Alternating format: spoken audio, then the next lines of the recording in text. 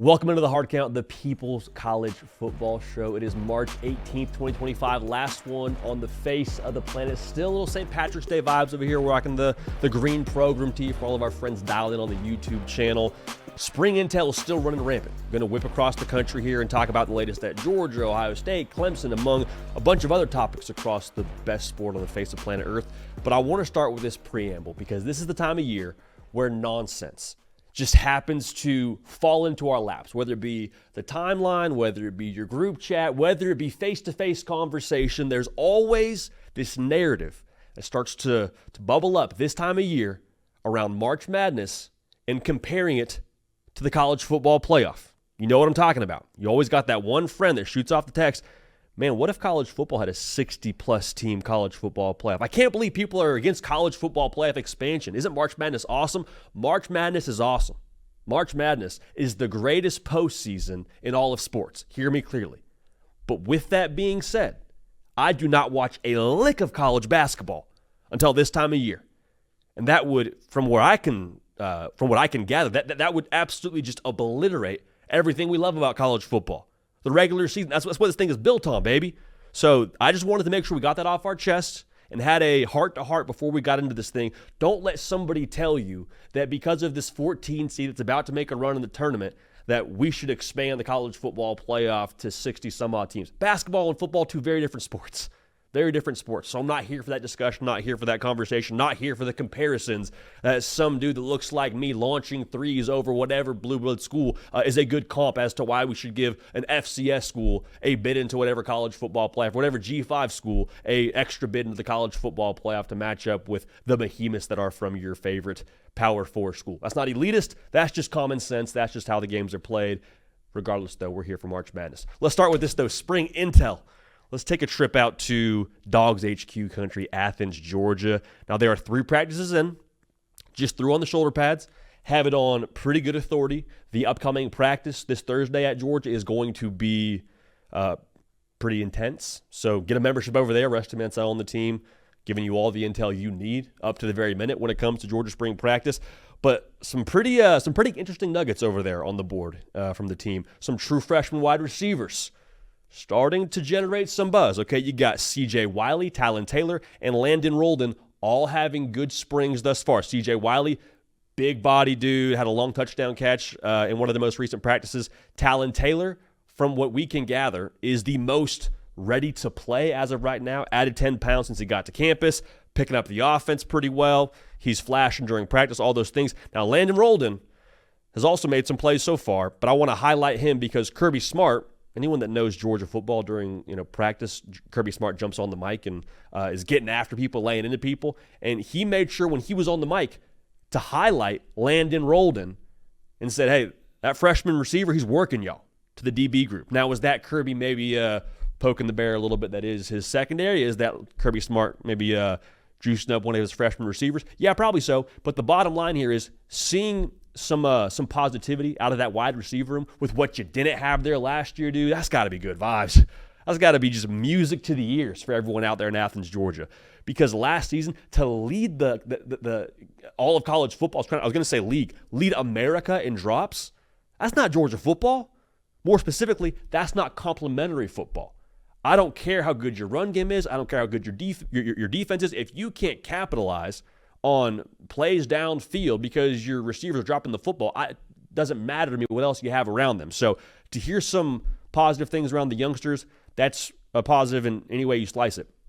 Best case, they can help you this year. Worst case, you got some depth if the guys ahead of them aren't able to keep up their end of the deal.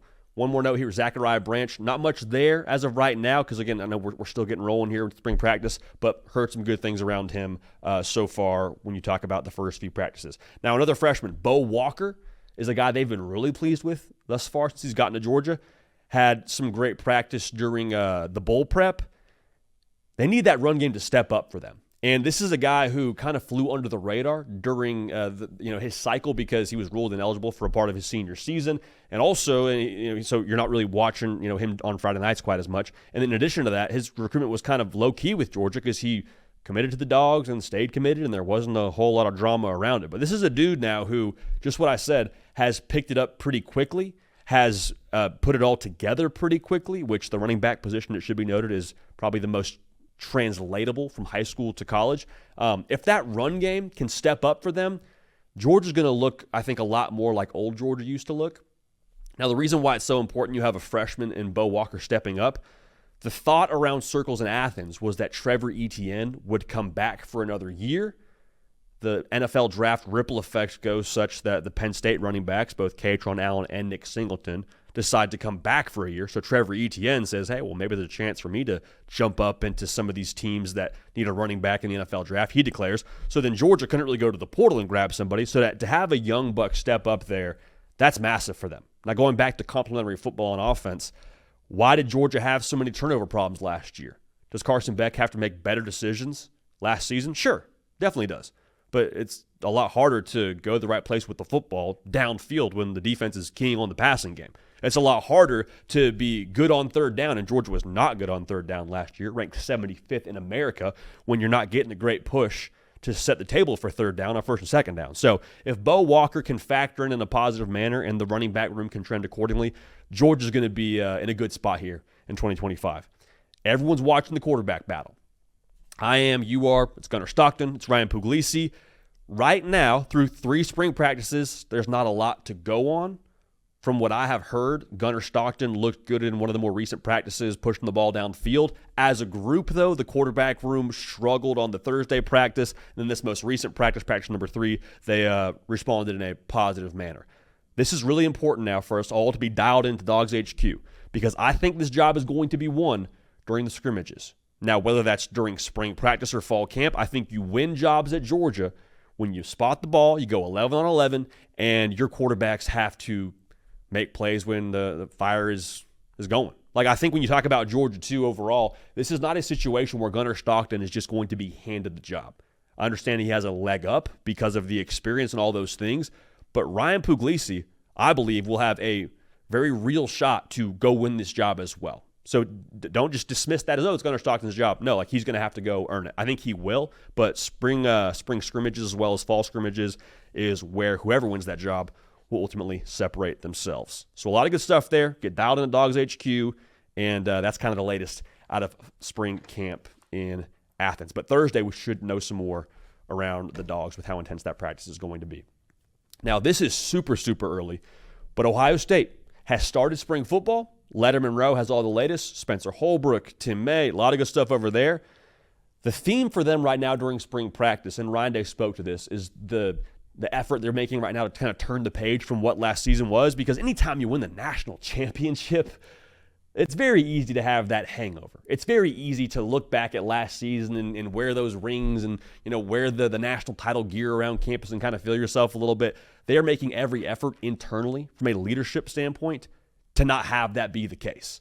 Ryan Day said they met with their leadership committee, and some of the committee, I don't know if this is going to happen or not, but they're asking for some of the signage around the facility that talks about national championship a season ago to be taken down. The way Ryan Day worded it is they're making an effort to reinforce and rebuild the culture. So we didn't win a national title. Last year's team did. That wasn't us. I love this from Ohio State, dude, because we've seen Ohio State at their best. They got an edge to them. They got some chip on their shoulder. So the fact that they're not trying to have that national title label on this year's team, I think is a very good sign. I think it shows some maturity. The quarterback battle is always going to be a conversation anytime you have uncertainty in Columbus. It's Julian saying, it's Lincoln Keenholz. At the time of us recording this, it's been one practice, so you don't really want to lean too much on anything thus far. All of it's been routes on air from what I can gather. I will say this, though. According to the folks at Letterman Rowe, you watch Julian saying drop back, and it's got something different to him, man. It's got some different to him. Ball jumps out of his hand, quick release, all those things. I truly believe that he will win the job. I also truly believe we won't have any clarity on this until August. Now, if he doesn't win the job until August, that does not mean that Julian Sayin isn't having a great spring practice. It doesn't mean that he hasn't done enough to win the job. It just means that that's kind of how Ryan Day operates. Like, if you go look at previous quarterback battles, even when it was Justin Fields or it was C.J. Stroud, like, you knew those were the guys for Ohio State. They weren't named the starter until fall camp. I think that's going to be the same case with this. I'm not counting out Lincoln Keenholz, but even just hearing that out of routes on air, It's not everything, but I do think it's spring, so we're taking a lot from a little, but that is right in line with what we expected out of Ohio State this far with the quarterback room. Now, the running back room, this is the gotta-have-it group for me when we talk about Ohio State. Because last season, that was kind of their I don't want to say it was their go-to because what they were in the passing game was so elite, but you lose a lot on the ground with Travion Henderson and Quinshon Judkins and Will Howard now gone to the league. Lose over 2,000 yards of production on the ground. Now, James Peoples is back for them in that running back room. They're impressed with him and how he has matured physically. I was really impressed with him, too, when we were down on the field before the national title game, just looking at that guy's lower body and looking at the calves. Like, dude's put together. There's a chance for that to sound a little bit weird as I say it out loud, but I'm just telling you, man. I know how running back's supposed to be built, and he's built like it. C.J. Donaldson, transferring from West Virginia to Ohio State. He's trimmed down, it sounds like, a little bit and moving quicker, so good for him, and they're, I'm sure, going to count on him this upcoming season. Bo Jackson was described as college ready over at Letterman Row. He was a top 10 back for us at On 3 in this previous cycle. Listen, anytime your name is Bo Jackson and you play running back, yeah, okay, we'll hand you the rock. We can probably find a way to get you involved. I'm curious to see how many running backs they play this upcoming season, but to hear that they look good so far is an encouraging sign. You have got to have that next season for Ohio State. Have got to have that. Because we all understand Jeremiah Smith is the best player in college football. Nobody is, I don't think, during spring practice going to have a lot to say around Jeremiah Smith and what he is next season for them. But how do you maximize him? By keeping those safeties at a reasonable depth so they can't just totally commit to playing him over the top. So you can get a little bit of that vertical presence. I think Julian Sayin will be good enough to get him the football. If he's not, it'll be Lincoln Keenholz's job or it'll be Tavian St. Clair. But having something in the running game with that running back room is paramount for setting the table for this offense. Now, the defensive line, a couple of guys I want to highlight here. Letterman Rowe was impressed with Edric Houston and how he looks early on. He's a guy now that's been in the system for a while. Guy debuted for Georgia, had a chance to go to some other SEC schools, has waited his turn to some degree now, and they feel like this is probably his chance to go and make some noise here in 2025. In addition to him, C.J. Hicks has made the move from linebacker down to edge. Ryan Day talked about his speed and the power that he brings, even though he's not the most physically imposing guy like a Bosa brother or a Chase Young. The defensive line during last year's college football playoff run for Ohio State really led the way. The entire defense was awesome, but the way that Ohio State was able to just, aggravate every single quarterback they played against, ultimately got them into the college football national title game with that strip sack of Jack Sawyer all the way from 80 yards to the crib against Texas. That still has to be there. Now Larry Johnson's still coaching the defensive line, so you feel a lot of confidence in that. But kind of a theme of spring practice for Ohio State is, okay, we lost some really known commodities. Jack Sawyer to the league, JT Tuimoloau to the league. How does this next crop step up, and how are they able to continue that same temperature that Ohio State had a season ago? Very curious to see, but overall, there's some guys they're pleased with here through a practice and a half, maybe two practices by the time that you're watching this right now. But again, Letterman Row, all the intel you want, a lot more notes over there, so go get dialed in. The entire team from Spencer Holbrook, Tim May, crushing it, so make sure you're dialed in. Now, Clemson has been practicing really since early March now. They've been getting after it. They scrimmaged, I believe, this past weekend. Talked to my guy Grayson Mann over at TigerNet.com. They do a great job over there. The vibe that it sounds like is going on right now in Clemson, South Carolina is just locked and loaded, man. We've talked about how they're number one in returning production going into next season. It's easy to just dismiss that as a nice stat. Okay, they got a lot of guys back from last season. I think it's more interesting when you walk through how they got the number one returning production in college football. They had a lot of dudes now look at the NFL, say, I'm good for this year, I'll come back, and are committed now to running it back at Clemson. I don't think you say no to the NFL draft to come back and have a year where you win 8 games and everybody says, okay, good year, let's go move on to next season. Guys that contributed in a big way last season that are going to be back, Kate Klubnik being one of them. From what I have been told, this team is operating at maybe a different temperature than they were a season ago. There's a lot of clarity around what they're after. It is ACC championship. I have to believe it's national championship. One of the first notes that I got around Clemson in spring practice is they are already fired up about what Tom Allen brings to the table. Defensive coordinator coming over from Penn State to Clemson was a drive away from playing for a national title game a season ago. The word that I've been told to associate with him is just organization. Now, during spring practice at Clemson, they tried to give Tom Allen a microphone to speak above the volume of the practice and just to make his voice heard. Mic wasn't working. Tom Allen said, keep that. I'm good. I'm just going to go ahead and let my voice boom. He says that they're going to make sure they're the best tackling team in America is the Clemson defense. Listen, I know it's spring practice. I know there's still a long way to go till fall camp. But if your DC is talking like that and making that a point, you pair it with what they have on the roster, that is very, very good news. That is very, very good news. Now, Tom Allen didn't just go back and watch Clemson's game tape a year ago. He went back and watched the practice tape, and he was not impressed with it. He thought there needed to be more effort, more urgency. I spoke to someone close to Clemson that said that last year during fall camp felt like it wasn't quite as intense as it needed to be. That has been changed. That has absolutely been changed. Everyone you talk to close to Clemson says there is more of a sense of, again, urgency, cohesion, organization, all those things which are kind of buzzwords at this point in time. But to hear the contrast from what they have this year on defense to what they were last year on defense, Ben Boulware is also a guy that's on the staff at Clemson that obviously played linebacker at Clemson, and everyone who knows what he's about knows what he's about in terms of how intense he is. It sounds like that is trickling over to how they're practicing, and that is very, very good news. So the staff in itself, from Tom Allen to a Ben Boulware to a Garrett Riley, all just Matt Luke on the offensive line, it sounds like the pieces on this staff now are alleviating Dabo Swinney of having to give any extra attention to a specific part of his football team. So he's allowed to just be the CEO and be the head coach and be the coach that he, honestly signed up to be. Now, with Clemson, it's funny, we're talking about transfers. We're talking about a handful of transfers that Clemson got via the portal, and Will Helt looks the part. 6'6", 265. People say you walk out on the practice field as, oh, that dude's different. As a big-looking human being. Now, he may not be a speed kind of rusher for Clemson, but you add him to that defensive line with T.J. Parker, a Peter Woods. You start to do the math here. You say, okay, you can't give the proper attention to all of those guys. You probably have to give somebody man-to-man blocking scheme. And if that happens, they feel real good about what they have. I was told he could easily be an 8 to 10 sack kind of guy for them this upcoming season.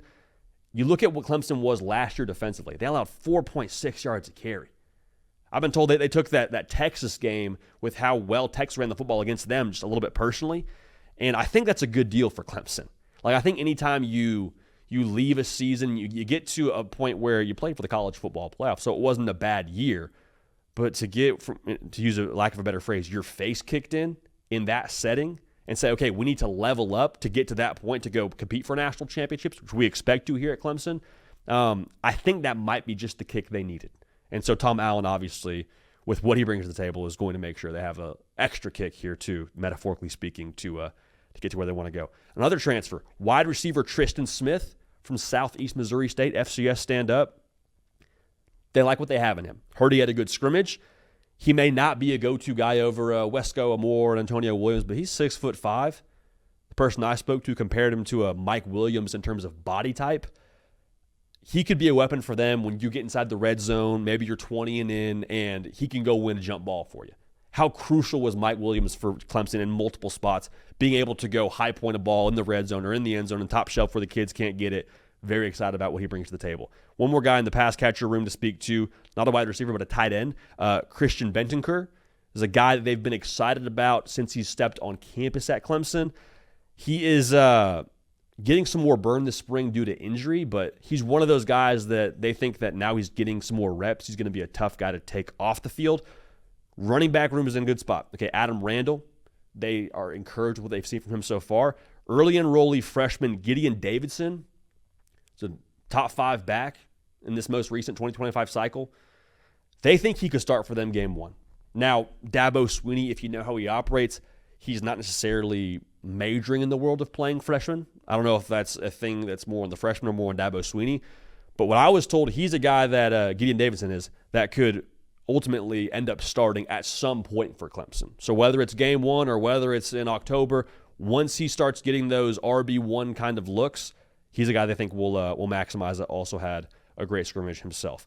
Now, Cade Klubnik comes into the year as a third-year starter, right? We know what we get. We know what we get in him, and it's very funny when you juxtapose this current spring to what previous spring was. Like Clemson goes out in their spring game a season ago, and Cade Klubnik didn't even have the best spring game of all the quarterbacks. And so then he goes on and has the season he has, and he looks more confident. The Clemson offense it feels like light years better than they were the season before. Right now during spring practice, there's not a lot of buzz around Cade Klubnik, and I think that's exactly what you want if you're a Clemson fan. Like, no news around your QB1 is good news. We shouldn't be having a conversation around what Cade Klubnik looks like during spring practice because you have now 2 years to look at to know what you're getting in him. Most recently, I guess, or most notably, the last season.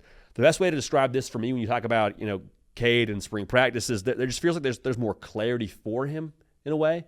Last year, he was maybe renting the house that was the Clemson offense. It was his. You felt good enough about him to start him, but you weren't 100% sure what this thing would look like a year or two from now. Now, you fast forward the tape, a college football playoff and an ACC title later, he's now owning the house. It's his offense. It goes through him. It's not a matter of can he get you there. It's about how far will he get you. And so for Clemson fans, that's a very familiar territory to be in when you talk about some of the great Clemson quarterbacks that have rolled through there. And I think Cade Klubnik has every potential to go and accomplish what those past quarterbacks have accomplished. When you look at the roster, you look at the moves they made on the staff, all those things, it's all right there for Clemson. We'll talk more about them later in the show, but it's all right there for them. And so far through spring practice, trending in the right direction. As you should during spring. If you're not trending in the right direction during spring, man, we got to have another conversation. All right, the hard count brought to you by our friends over at Game Time, a familiar friend of the program. Y'all know what time it is. I can't say specifically what time it is, but it's that month after February, and there's a certain college basketball tournament going on that maybe, just maybe, you would like to get tickets to. The best way to do that is with Game Time. Best tickets, lowest prices, guaranteed. I'm telling y'all, if you want to make sure that you're getting the best seat in the house, Game Time has got a tremendous feature on there to where you can make sure you search for the lowest price and also the best seat. There's also a feature on Game Time called Game Time Picks. It's a little curation for you to suggest events that you might like to go to, such as a certain college basketball tournament going on this month.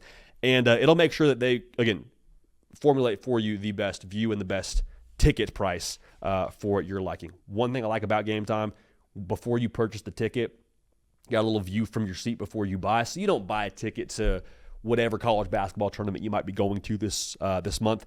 And you say, this is awesome. Why is it such a low price? Oh, because I'm sitting behind the Jumbotron. Nope, none of that. Game Time got you covered. And they're going to make sure that you are all set. So this is very important now. If you hear nothing else, hear this. Download the Game Time app. Create an account. Use code HARDCOUNT. Again, code HARDCOUNT for $20 off your first purchase. Terms apply. Create code HARDCOUNT. Redeem it at HARDCOUNT for $20 off. Download Game Time today. Last minute tickets, lowest prices guaranteed. Good stuff from the folks at Game Time, man. Getting the people, the program, where they want to go. We want y'all to make sure you go over to the podcast platform and get dialed in with us there. A lot of good stuff. So make sure you're locked in. Cato and I. Little podcast there for you weekly. Just a little Easter egg. Might want to check that out. Some other content that we don't do on this show that you might want to get cued into. So here's my thought for us here as we jump into our next part of this show. This is the time of the year where if you're a college football fan, you have a while to digest what last season was. That part has already happened. You get to spring practice, and you're starting to digest the intel, or maybe you're about to start spring practice, and you're starting to think about what next season could be for you. And I think there's a couple of teams across college football that the fan bases should be sitting there and saying, you know what, this is the year. This is the year where we go win the whole darn thing. And it's not everyone in college football that I think has the credentials to feel this way, but there's a few that I think absolutely should feel this way, and Penn State is one of them. Penn State right now has the 5th best odds to win it all. Penn State, think about what you did this past offseason. You made all the moves necessary to get over the hump, on paper at least. Now, we'll see what ends up in the wide receiver room for you in the fall, but that is the thought process. And the reason why you feel validated in the moves you made, it mirrors the exact same moves that the previous national champions made. Both Michigan and Ohio State, what'd they do? Retain top talent on your roster. Don't let them get to the draft. Don't let them hit the portal. So, Katron Allen, Nick Singleton, Drew Aller, welcome back. Glad to have you here. And then you made sure you had the best staff possible. You make sure you go get a high-level assistant or two. Jim Knowles, DC from Ohio State, got a national title ring on his finger coming to you from Happy Valley. He's now with you.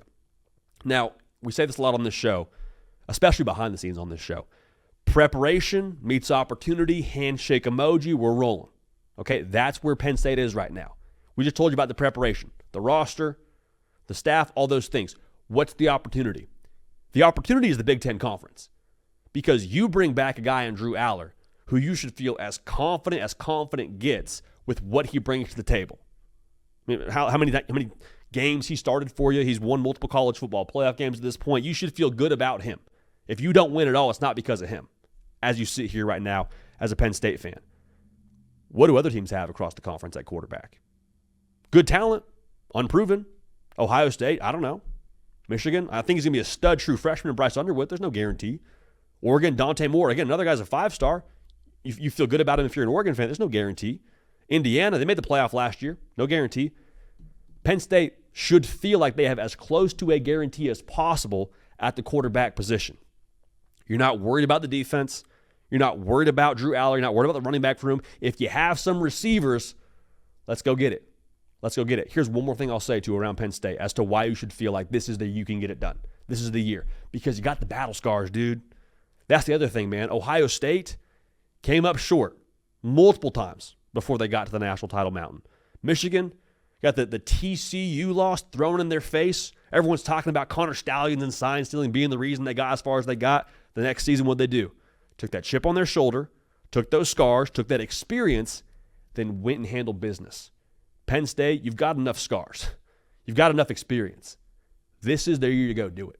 This is the year to go do it. So if I'm a Penn State fan, that is exactly how I feel. Now, Penn State feels that way. LSU, I think, also should feel that way. You're saying, JD, LSU? I mean, yeah, I guess they got Nussmeier back, but like outside of that, man, Brian Kelly and why they underachieve, I don't know. I don't know. What's the reason that they should go, compete for a national championship? Y'all, when you look at what they have on paper and the moves that they've made internally, I think it's harder to find a reason not to. Nussmeier back. We already talked about that. The roster talent. Went and got a top 10 portal class. Brian Kelly now in year 4, so you can sign your name if you're Brian Kelly next to every single part of this operation. There's nothing that he's not signing off on at this point. Also, the opportunity in the SEC, same thing as the Big Ten. I don't know what Arch Manning's going to be. If I'm an LSU fan, or when you talk about Alabama, he's playing quarterback for them. There's no guarantee across the conference. Top 3 best odds to win the conference actually have a new quarterback. Georgia, Gunnar Stockton probably, but you don't know what he's going to be. I think they may not get a more open look for a national title as long as Brian Kelly is there. Now, that's not me telling you that LSU cannot still win a national title in future years if they don't get it done this year. But I'm saying with what you've done, pushing your chip to the middle of the table, this should be the year we can go get it done. And I love the way that they got serious in the portal. That's one thing we've highlighted with them a few times, but I want to make sure we go back to it. LSU, in previous cycles, had participated in the portal. I didn't know that they had won the portal. This past cycle, they won the portal. Some of that, I guess you could say, is a resources thing. Some of that might be an approach thing. Doesn't matter what kind of thing it is. It just matters you got those dudes on your roster now. Like difference makers on the outside. Patrick Payton on the edge. You got Harold Perkins hopefully getting healthy and coming back to add into those portal pieces. Like there's all these things to go with the roster from a talent perspective, from a depth perspective, from an experience perspective. It's all there for LSU, man. It's all there for LSU. And here's why I think it's crucial for LSU to strike right now. The ripple effect of what it would mean for LSU optically. I don't know that you can overstate it. Because Ryan Day spoke to this for Ohio State coming off their national championship during his practice when they opened during his presser when they opened spring practice. He talked about how winning the national title validated their process. If LSU can validate their process, what that does internally and externally is ginormous. We don't use ginormous on this show a lot, but that would be ginormous. Internally, you then can approach your locker room the following season and say, hey, this way works, dude. Those dudes that just left campus with a national title ring on their finger, this works. So your buy-in, in theory, should be double down, triple down, all those things. Externally, we all get this. It's a money game. Shout out Amazon. It's a money game right now in college football.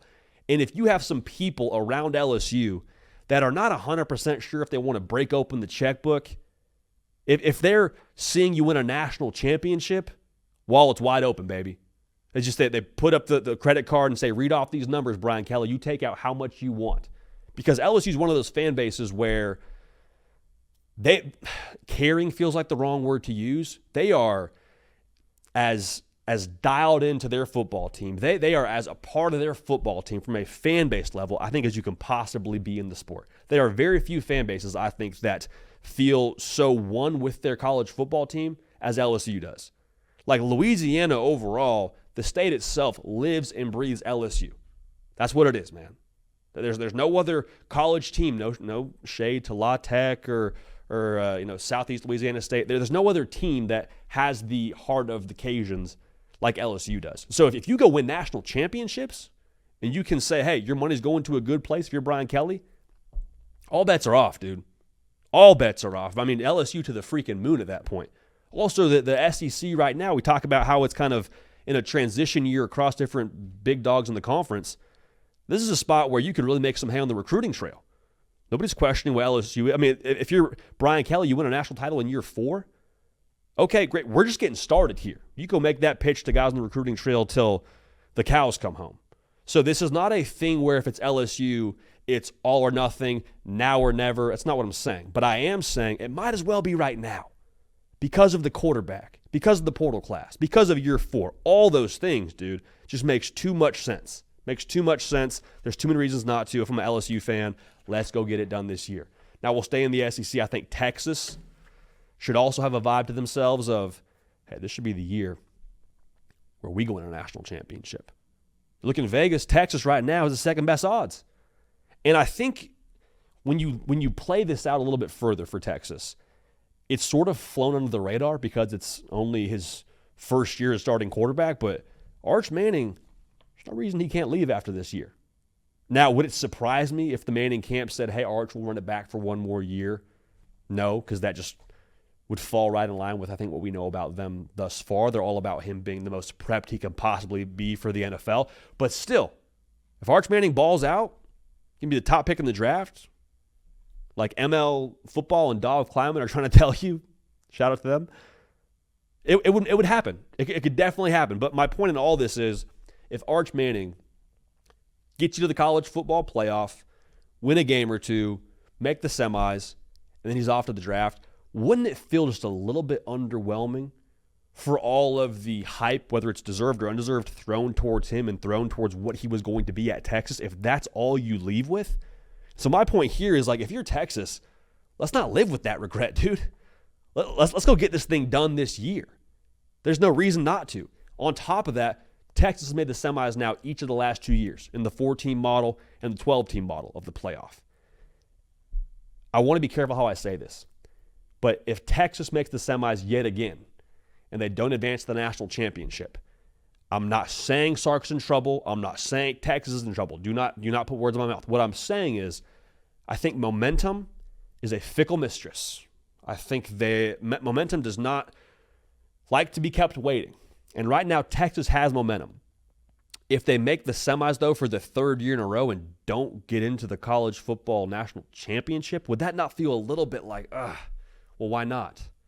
And we don't agree with this, but I'm telling you, some folks would jump on those debate shows and say, Sark can't win the big one. Now, you and I both know that's not the case. They were on the 2-yard line with a chance to go punch it in and send Ohio State to a tie game. Beside the point, you hear what I'm saying. That would be something that would be said around Steve Sarkisian. We don't agree with that, but the optics and the lack of momentum from that would be a missed opportunity. That's all I'm trying to say. The opportunity is here now. The iron is hot. Let's not do this thing where we play it out another 2 years and say, Texas, I got a great roster. Can they go win a national championship? Texas will always, I think, as long as Sark is there and as long as they are continuing to commit to roster building and talent acquisition the way they are, they're always going to have a top-tier roster. But with the spot they're at right now from a momentum perspective, the iron is hot. I think you got a quarterback to go get it done. The pushback on this could be, well, JD, is it really the year? Because we look at what Texas brings back in like 103rd in returning production. 29% of that production from last year is back on offense. Not a great number. I understand why that's maybe a little bit concerning, but I think this is kind of just new college football. With the way the portal works and how much player mobility we have right now, I don't think you're going to see the Ohio State situation where they just got a ready-made roster going to a national championship. I don't think we're going to see a lot of those Monstar-ish kind of setups for Ohio State or for anyone really going forward. I think, honestly, rosters, as much as there's going to be some top-end talent, the depth is going to always be imperfect to some degree. So my point in all this is, if you're talking about Steve Sarkisian and going to a national championship, let's go find a way to make it work. Let's go find a way to get it done. Because I do think the roster in and of itself, like I said already, is good enough to go win a national championship. Good enough might just have to be where you're at right now. Good enough, get in the dance, get hot, win your matchups, and go win a national championship. I'm oversimplifying this, but I do think that's where Texas is right now. So just like you were against Ohio State, chance to punch it in, keep on playing ball. Maybe in that spot you put Ohio State on their heels and you go win the game. I don't know, but you got a chance right now, metaphorically speaking, to go punch it in. With this roster, with what you have back on defense, it's all right there. It's all right there. Let's not live with regret if we're Texas. Last team to talk about here, we spoke about them already, but I think Clemson has a chance to go win a national championship. I don't think it's being talked about nearly enough. Number one in the country in returning production, and that's nice. Okay, don't get it twisted. That's nice. Made the playoff, won the ACC, a lot of pieces back. As much as I get excited about the leadership or the production for Clemson, I get more excited about the leadership. You bring back a Cade Klubnik. You bring back a Antonio Williams. You bring back Peter Woods up front. All those guys that I think are tone setters for this team overall. That's where Clemson can, I think, really differentiate themselves. How much do we talk about the culture with Clemson? Pretty much every time we say something negative about them not going to the portal. Well, I think now they have a talent level on their roster to get themselves to a playoff scenario. You're in a playoff scenario, you would imagine talent is somewhat comparable on each sideline. That's where culture can make a difference for you. This is where the Clemson culture should be as strong as it's ever been with all that you bring back, with all the leadership you bring back. Can they go put it all together and have it be the difference maker for them should they get back into that 12-team playoff and learn from what they didn't do well in the previous 12-team playoff from a coaching and a playing perspective? The ripple effect of this, though, is what I really want to talk about because I don't know, similar to LSU, if Clemson will have all of these pieces come together the way they've got them together right now in the near future. I'm not saying it won't happen, but I don't know the next time you'll have a third-year starting quarterback with a DC that just played for a semifinal a season ago and number one returning production out of 136 teams in college football. I don't know how many times it's going to come back together. And so with the opportunity here for Clemson, the ripple effect is they could break back through by winning a national championship and sort of revamp and remind people of what Clemson football has been, where they were reeling off playoff appearances and multiple national titles, all those things. What that would do is it would turn down all the volume, I think, maybe not for good, but for the next few years around Dabo and his way of doing things. Now, hear me clearly. Them winning the ACC was a mic drop moment of sorts for Dabo. Proved it. Hey, we can do this my way and still win the league. 100% true.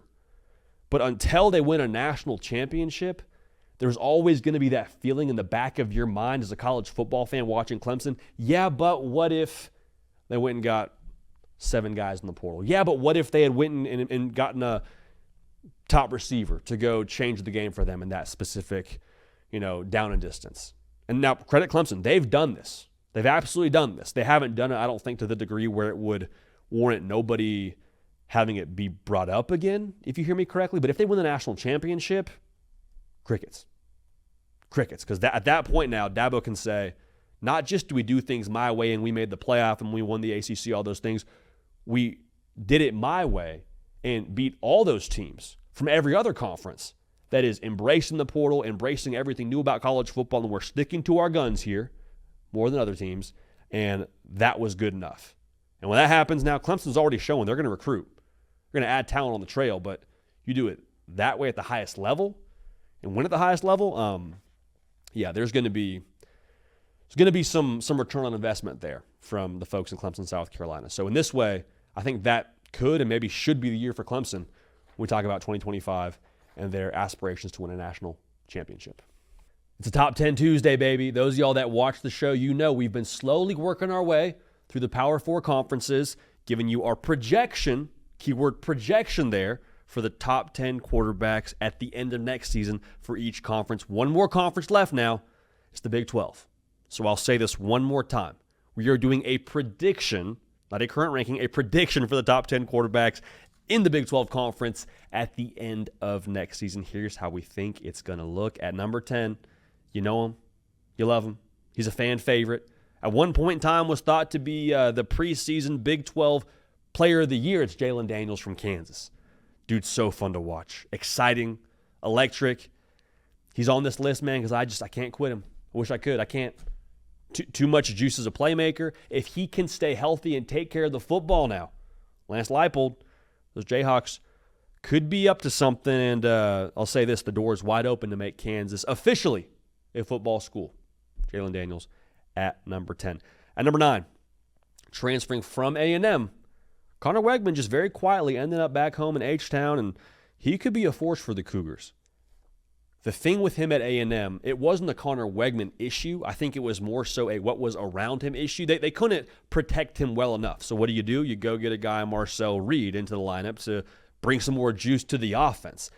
That's the same question I have around Houston. I'm not concerned about Connor Wegman and what he is physically.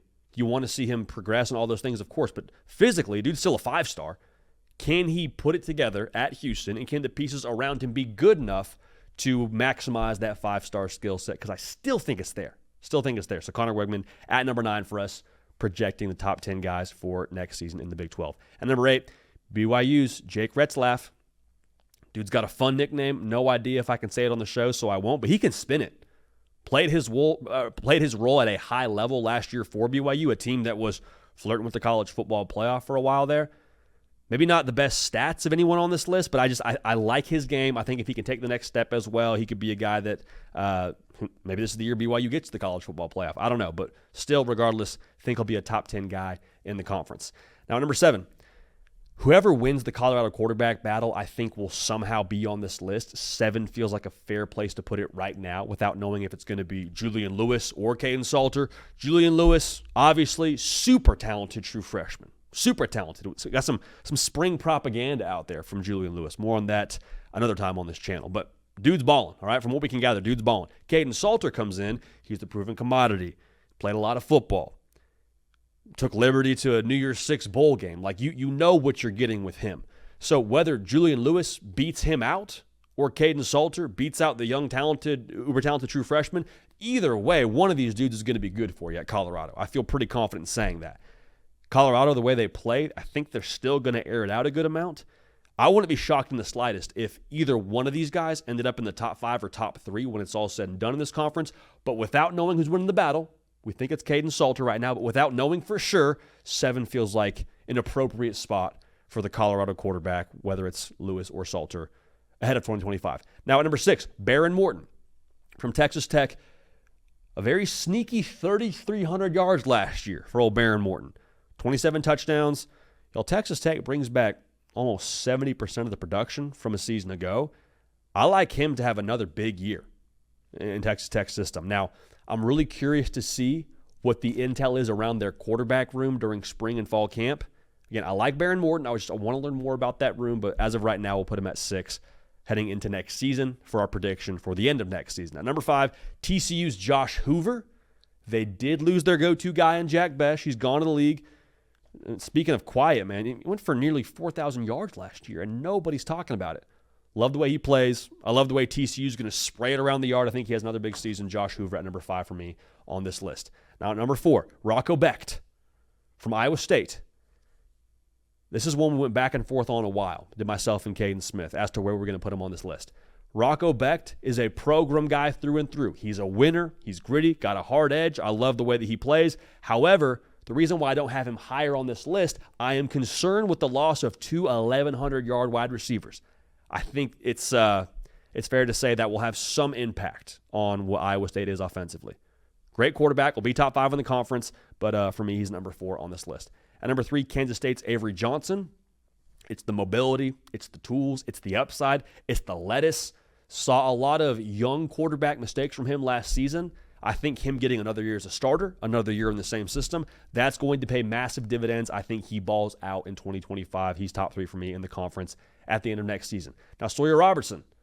Y'all, I don't know if people know this. The Baylor quarterback had a top 10 QBR in the country. Not like in the Big 12, in the country a season ago. Baylor brings back a lot around him. An offense that scored 34 points a game, gets 72% of the production back. Dude's a hooper. I think he has another big year for Baylor, and I think him and Jake Spavital do Goodwill Hunting numbers in Waco in 2025. At number 1, this dude could legit be a first-round quarterback when it's his time to go pro. Sam Leavitt from Arizona State. It's a weird comp because he's much bigger than him physically, but I think there's maybe a little bit of Baker Mayfield to him. It's the swag, it's the mobility, it's the playmaker vibe to him, it's the chip on the shoulder. I mean, Jonathan Smith takes the job at Michigan State and was previously at Oregon State, and then Sam Leavitt transfers away from Michigan State in some small part because Jonathan Smith at Oregon State did not recruit him. And Sam Leavitt was like the dude in the state of Oregon. So Sam Leavitt talks a smack. I think he backs it up. There's more on his plate this year with no Cam Scadaboo playing for Arizona State or playing college football. College football community misses you, Cam Scadaboo. Wish you were playing ball at the collegiate ranks. However, I think him and Jordan Tyson are in for a big year, a big reason why we love Arizona State next year. And I think Sam Leavitt has another tremendous season here in 2025 out there in Tempe and is the best quarterback in the Big 12 at the end of the season. So to recap it here, Jalen Daniels at 10, Connor Wegman at 9, Jake Retzlaff at 8. Whoever wins the Colorado quarterback battle at 7 could be higher by the end of the year. Number 6, Baron Morton at 5, Josh Hoover, Rocco Becht at 4, Avery Johnson at 3, Sawyer Robertson at number 2, and at number 1, Sam Leavitt. Now, quick note here. Cato is a big Devin Dampier fan, and I don't think he's wrong in that assessment. For me, I need to see him win the job at Utah before I put him on this list, but I mean, dude was a baller at New Mexico. Love his game. Love the way that he impacts the game with his legs, obviously. So I think him and Isaac Wilson probably go back and forth for a little bit, but big fan of him, big fan of what he brings to the table. Cannot wait to see what he does in 2025. Again, love what that dude brings to the table. Speaking of being a fan of what's on the table, man, what's on the table for this show, just about every single time we decide to get some calories in our body, our friends over at Huel, bringing you the hard count today. You all have heard me talk about it many a time. They are very quickly shooting up the office rankings when it comes to snack that we like to have when we don't have time for lunch, but enough time to get something in our body before we shoot a show or before we shoot some content. Like I said, they're bringing y'all the show today, and their Huel Ready to Drink Black Edition is one of the go-tos for us. Like I said, in the office, their Huel shakes almost taste like a milkshake. 35 grams of protein, 27 vitamins and minerals, low in sugar, all you need in a handy bottle. Huel, the global complete nutrition brand with over 500 million meals sold. So you want to get dialed in with us over here on the show, want to get some Huel in your system, 15% off plus a free gift for new customers using our code HARDCOUNT15 at Huel.com. That's HUEL.com. See the description to this show for the terms and conditions, but unlock a healthier, easier way to eat with Huel. Nutritionally complete meals in minutes so you can focus on what really matters. Now, to close this thing out, the Pulse the Program over at Texas A&M is something we have to unpack now. So to do this, I went over to Tex Ags, which, I mean, not affiliated with On3, but just a great way to be dialed into the pulse of Texas A&M. And I asked y'all, I said, hey, pulse check. What's going on with this fan base? How do we feel? I understand optimism is kind of a dirty thing to have for a Texas A&M fan with what I have gathered via social media, but like y'all tell me what's going on right now as to how y'all feel. And how we thought they would feel was right about in line with the responses we got. In a phrase, the pulse of the program in College Station is show me. Show me. Actions over words. Because they've heard so frequently, has the Texas A&M fan base, how good they're supposed to be, how many 5 stars they got, how the roster is looking great, how this year is different than every single year. They sit there 8-4, 7-5. We don't want to hear how good we're going to be anymore, JD. We don't want to hear about how awesome we look during spring practice. Just show us some results on the field. Until then, we're not getting our hopes up. We're not falling for this again. And so while I understand that, there's some merit to that. The last time Texas A&M won double-digit games, I believe it was 2012. Before that, it was 1998. So there's some reason for this. What I would say is you still got to put yourself out there if you're a Texas A&M fan. I know that you're probably not a fan of hearing this, but just roll with me here. Anytime in your relationship where you have that kind of conversation, maybe you're bickering, maybe you're going back and forth, and that person tells you or you tell that person, hey, it's going to be different this time. What do they say? Show me. Well, okay, if you're going to show them, that other person or you and yourself, depending on which side of the coin you're on here in this conversation, you still have to be committed to wanting to be seen, if you catch my drift. And that's the thing that I think gets lost in the shuffle when you talk about the Texas A&M fan base. Just because there's a desire to actually see it on the field before you hope for it doesn't mean there's a lack of expectations. Like hope and optimism are also very different than what I would say expectations are, because this fan base still expects to compete at the highest level. Now, when I say expect to compete at the highest level, I think it's fair to say they expect to go compete for SEC championships. They're not saying this is the year to go win the national championship, but they are saying we have enough on this roster. We saw enough last year. We bring enough back to where we expect to operate at the level in which we're invested here. And that's sort of the thing around A&M that I think is just, it's a weird discussion to have with the average college football fan who maybe isn't quite as dialed into the history around A&M. Because right now in college football, input from a fan-based level, from a resources perspective and recruiting perspective, has never been more tied to output. And so when you have a tremendous input, what happens? You expect a tremendous output, and that hasn't been the case so far. So just because there's a desire to not get hurt again, and there's a concern level there to hope for X, Y, and Z accolade in 2025, I don't think this fan base is saying, oh, we'll just, we're not even tuned in this year. We're a basketball school. They're not saying that, man. They're not saying that. I promise you. There's still a lot of passion and intensity around this college football program. So to circle back to what I was saying around the relationship, you got to be ready to get hurt again. You got to be ready to get hurt again. The only way that you don't end up fixing your relationship is you quit. The only way, if you're a Texas A&M fan, if you don't get to reap the rewards of maybe some of your suffering is a strong word, but I'll use it here, reap the rewards of your suffering through the 8-4 and the Jimbo Fisher and the Kevin Sumlin experience, is you put yourself out there again. You're still invested. You're still ready. You're ready to face the music. If it crashes back and turns out how it did previous seasons, so be it. But it's not because you weren't there and you weren't invested in it. So that's kind of where Texas A&M is right now. But speaking to what they are in 2025, this is something that I've said a few different times, and I just want to make sure I echo back to it here. Let's be very careful to not pin the sins of Kevin Sumlin and Jimbo Fisher on Mike Elko.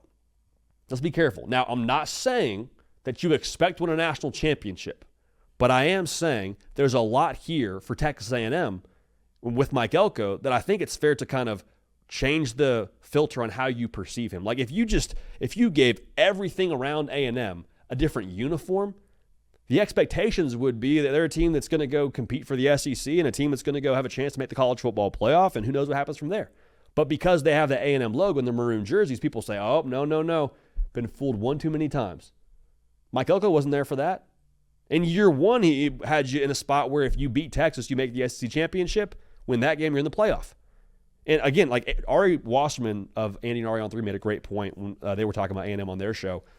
Like 8-4 in the Southeastern Conference, I understand you're tired of going 8-4, but let's not act like 8-4 isn't still a pretty solid feat for a first-year head coach where you switch quarterbacks during the year. There's a lot to be excited about at A&M. So I'm trying to walk this fine line of telling A&M fans, as in a outsider's perspective, there's a lot here to be excited about. I feel the hurt. I feel all that with you, but I think this is a chance now for us to turn the page. Mike Elko's here. He wasn't here for some of that other stuff as the head coach. Marcel Reed wasn't here for that. Let's go get hurt again, baby. Let's do it. And maybe, just maybe, you put yourself out there one more time and you like how things go. I'll leave it at that. All right, man, we're fired up here on this show because this is the part of the year where I was telling Cato, man, I think March is kind of a sleeper year in sports, dude. College football getting rolling from a spring practice point of view. We got intel. We got March Madness getting rolling. That's a lot of fun. I don't know. We're here for it. I'll say that. We're here for it. And we appreciate y'all being here for it. Cato on the ones and twos. For myself, JD PicKell. Again, subscribe to the channel. Stay dialed to the socials. Got some more stuff coming for you. We also have some guests queued up that we're going to make sure we announce those as soon as those are final for you. But with that being said, you matter. We're going to keep this party rolling. We will see y'all.